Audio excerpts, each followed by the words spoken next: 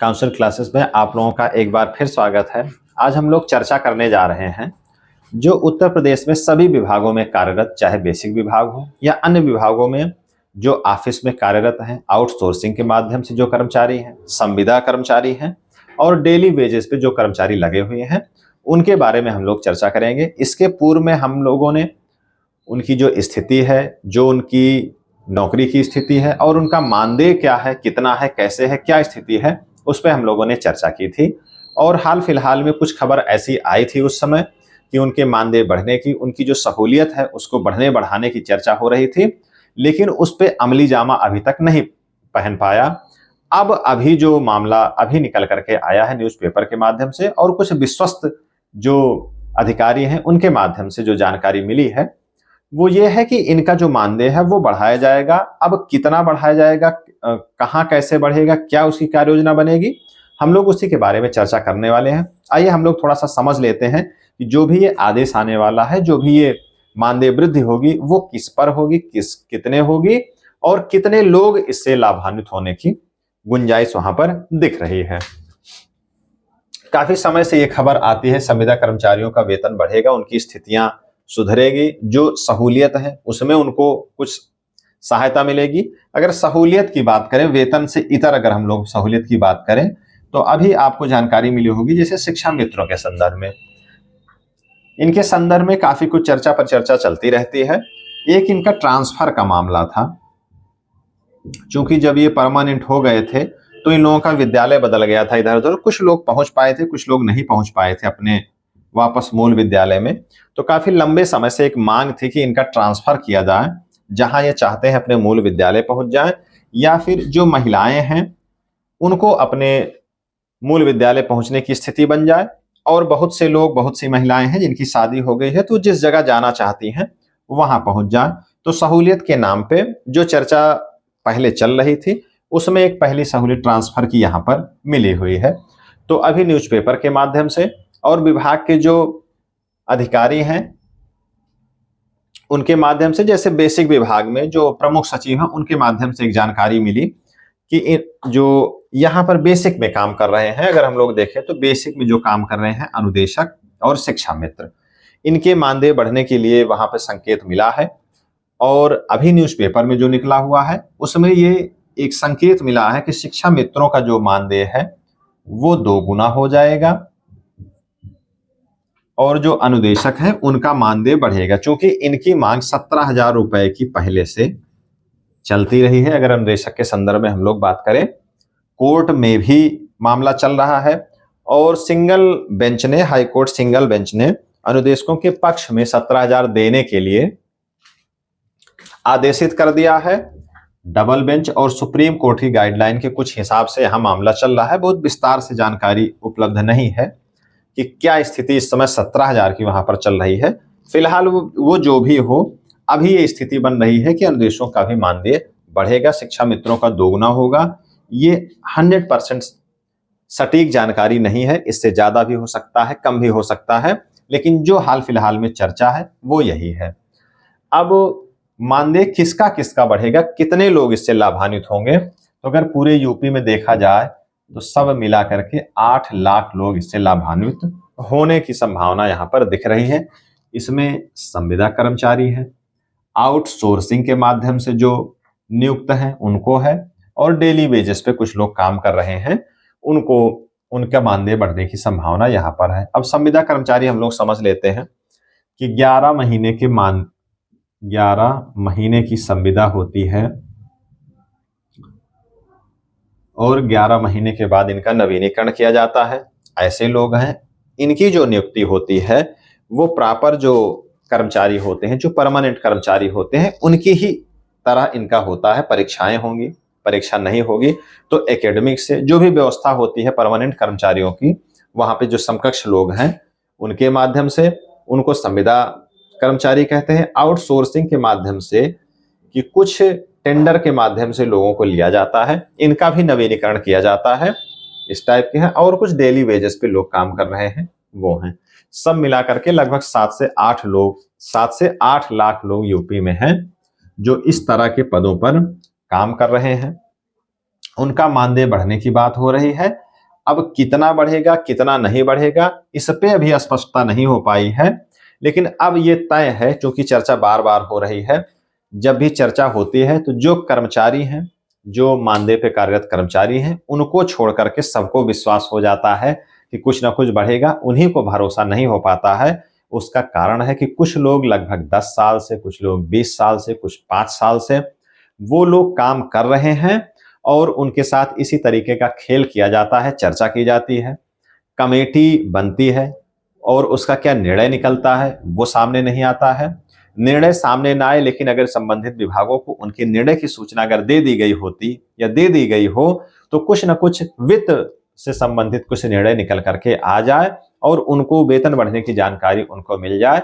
लेकिन ये सब कुछ नहीं हो पाता है, केवल न्यूज़पेपर में निकलता है और सोशल मीडिया के माध्यम से ऐसी जानकारी दी जाती है। और सबसे दुर्भाग्यपूर्ण तो ये है कि जो ऐसे प्लेटफॉर्म से जानकारी आती है जो कि विश्वसनीय है, अथराइज्ड है और वही लोग चाहे तो बढ़ जाए। जब ऐसे अधिकारी, ऐसे मंत्री और इस ऐसे शासन के लोगों के द्वारा जानकारी मिलती है तब थोड़ा सा थोड़ी सी दिक्कत वाली बात होती है कि बार बार ये जानकारी मिलती है, लेकिन यथार्थ में ऐसा कुछ नहीं हो पाता है। लेकिन यह है कि इस बार जो जानकारी मिल रही है, चूंकि अब धीरे धीरे चुनाव भी नजदीक आने वाला है, तो चुनाव जब नजदीक आता है तो ये सब संभावनाएं बढ़ जाती हैं, क्योंकि राजनीतिक तौर पे ये एक अस्पष्टता है कि कुछ ना कुछ लाभ दिया जाए।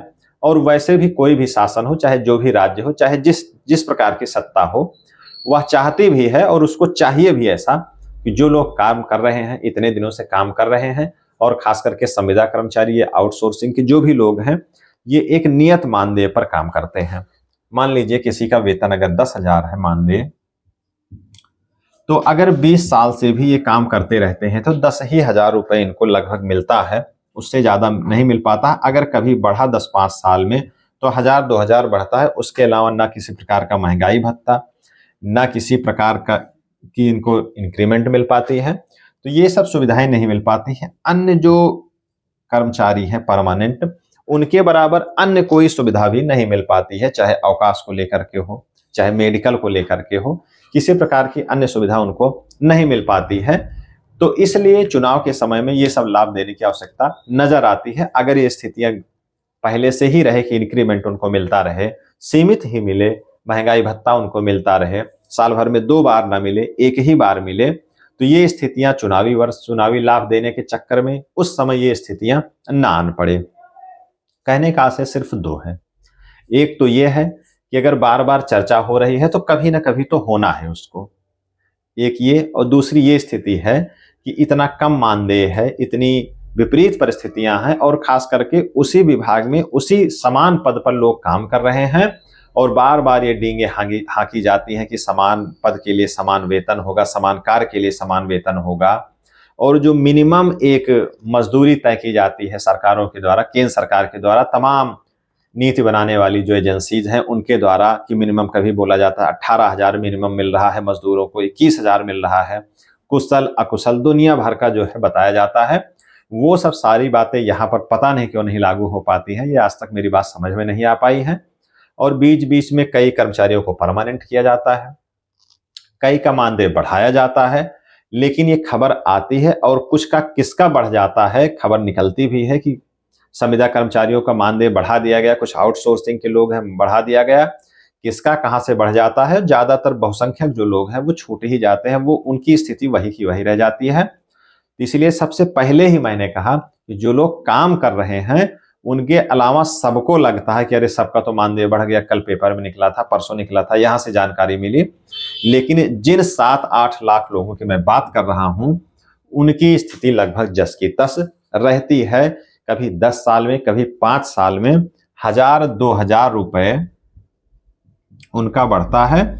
और जो एजेंसीज हैं, जो इनके नियोक्ता हैं, जो सरकारें हैं, एक ही सरकार की मैं नहीं बात कर रहा हूं, क्योंकि इसमें जो मैंने लिखा है इसमें 20-20 साल से लोग काम करने वाले हैं, कि 20 साल या 20 साल से अधिक।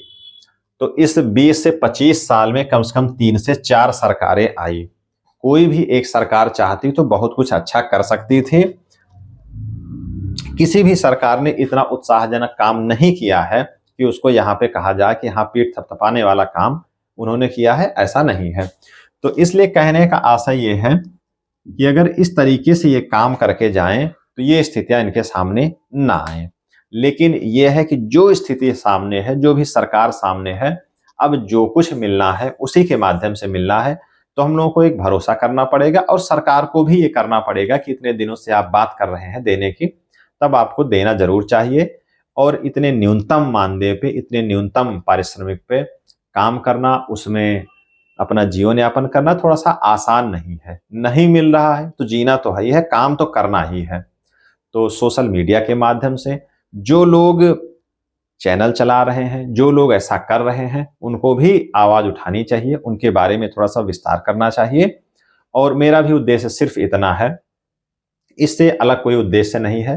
वीडियो बना करके मेरा उद्देश्य इतना रहता है कि लोग इस चीज को ट्रांसफर करें और ये लोगों तक, और जहां से ये नीतियां बननी है, जहां से जिस प्लेटफॉर्म से ये काम होना है, वहां तक बात पहुंचे। कि बार बार आश्वासन दिया जाता है लेकिन बाद में वहां पर कुछ होता नहीं है, तो उनको भी एक जानकारी मिले कि लोग बात पहुंच जाती है लेकिन कुछ होता नहीं। तो इससे उनका जो, उनके बारे में जो व्यूज है वो बहुत अच्छे नहीं हैं जनता के रूप में, या जो कर्मचारी हैं उनके, या जो जनता और कर्मचारी से थोड़ा सा इतर हैं, जो लोग अपने आप को मानते हैं कि वो जानकारी केवल लेते रहते हैं, उनके लिए। और जो लोग इससे संबंधित हैं उनको भी ये जानकारी वहां तक पहुंचानी चाहिए, देनी चाहिए। तो मेरा उद्देश्य सिर्फ इतना है। तो आज हम लोग यही जानकारी अपनी समाप्त करते हैं, इस उम्मीद के साथ कि इस बार जो मामला आया है, अब ये मानदेय कर्मचारियों को निश्चित तौर पे बढ़ा हुआ और सम्मानजनक मानदेय मिलेगा। और नया वर्ष आ गया है, हो सकता है सन 2025 उनके लिए और जो कर्मचारी हैं उनके लिए एक अच्छा साल यहाँ पर गुजरे, ताकि वो अपने समाज में, अपने घर में मान सम्मानजनक तरीके से वो रह पाएं और जिस विभाग में वो कार्य करते हैं वहां सम्मान की दृष्टि से उनको देखा जाए और वो सम्मान पा सकें। इस उम्मीद के साथ हम लोग अपनी क्लास यहीं पे करते हैं समाप्त। और मेरी खास आप लोगों से गुजारिश है कि और जो हमारे द्वारा वीडियोस बनाए जाते हैं उनको आप भले न प्रसारित करें, उनको आप इधर उधर शेयर नहीं करते हैं, उस पर आप लाइक नहीं करते हैं, कमेंट आप नहीं करते हैं, ठीक है कोई बात नहीं। लेकिन ये जो वीडियो बना हुआ है इसको अगर आपको समझ में आता है, अगर आपको लगता है कि ठीक बात कही गई है, तो उसको आप शेयर जरूर करें, क्योंकि शेयर करने से मामला बनना ही है, बिगड़ना नहीं है। और शेयर करने में इतनी मेहनत भी नहीं लग जाती है। और खास करके उन कमेंट करने वाले लोगों से मेरी गुजारिश है कि जो लोग ये कमेंट में बाद में लिखते हैं कि जो है व्यूज बढ़ाने के लिए इन्होंने किया है, ये करने के लिए किया है, हो सकता है कि आपको ये बात ठीक लगती हो, लेकिन मेरा उद्देश्य ये नहीं है। और अगर ऐसा किया भी गया है तो इससे जो आप देख रहे हैं या इन कर्मचारियों का, या जो लोग अन्य लोग देखेंगे जिनके पास आप भेजेंगे, उनका क्या चला जाएगा? मेरे समझ से कुछ बढ़ना ही है, घटना नहीं है। अगर इन कर्मचारियों की कोई दशा दिशा पे कोई चर्चा कर रहा है तो इससे इनका लाभ ही होना है। और अगर आप देख रहे हैं, आपका उससे कोई नुकसान नहीं होना है। और ये उचित प्लेटफॉर्म तक अगर बातें पहुंचेंगी कि लोग चर्चा कर रहे हैं, बार बार आपके द्वारा बयानबाजी की जाती है, आपका आशय है संबंधित एजेंसीज और जो भी नीति नियंता है उनके द्वारा, और बार बार ऐसी बातें करके इन लोगों को जो है मन बहलाया जा रहा है, तो ये बातें अच्छी नहीं है। वहां तक अगर बात पहुंचती है ये उनके लिए आईना है, उनके लिए बुरी बात है। आप जो शेयर नहीं करते हैं, जो आप देखते हैं, आपको खराब लग रहा है, ये अच्छा नहीं है। ये इन कर्मचारियों के खिलाफ आप हैं। इसका मतलब है कि अगर आप ऐसी बातें सोचते हैं तो इसका मतलब है कि आप इन कर्मचारियों के खिलाफ हैं। आपकी स्थिति, आपकी मना स्थिति ऐसी है कि आप कुछ अच्छा सोच नहीं पा रहे हैं। तो इन सब चीजों से आप ऊपर उठते हुए इसको शेयर करें, सब्सक्राइब करें चैनल को अगर आपको ठीक लगता है। और आपको क्या लगता है, आपकी क्या राय है, कमेंट में आप लिख करके जरूर शेयर करें। किसी बात का यहाँ पे बुरा नहीं माना जाता है। धन्यवाद।